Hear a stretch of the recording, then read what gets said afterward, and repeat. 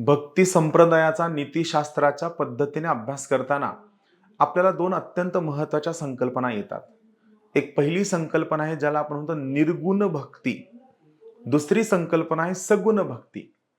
तर भक्ती संप्रदाय म्हणतं किंवा भक्ती संप्रदायाचा मुख्य उद्देश किंवा मुख्य फोकस हा निर्गुण भक्तीकडे आहे. सगुण भक्तीला भक्ती संप्रदाय नाकारतं.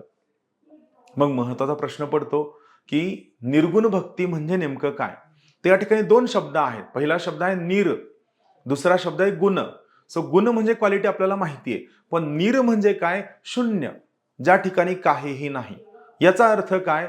तर भक्ती संप्रदाय स्वतः म्हणतं तुम्ही भक्ती करत असताना जे वास्तवात तुम्हाला दिसतं, जे स्वरूप आहे, ज्या मूर्त्या आहेत, या मूर्त्यांची भक्ती न करता जे स्वरूपहीन वास्तव आहे, जो स्वरूपहीन देव आहे, जो देव कुठे मंदिरामध्ये नाही, जो देव कुठे वस्तूमध्ये नाही, जो देव कुठे मूर्त्यांमध्ये नाही, यांची भक्ती करा. फॉर्मलेस देवाची भक्ती करा. याला आपण निर्गुण भक्ती या नावाने ओळखतो. थँक्यू.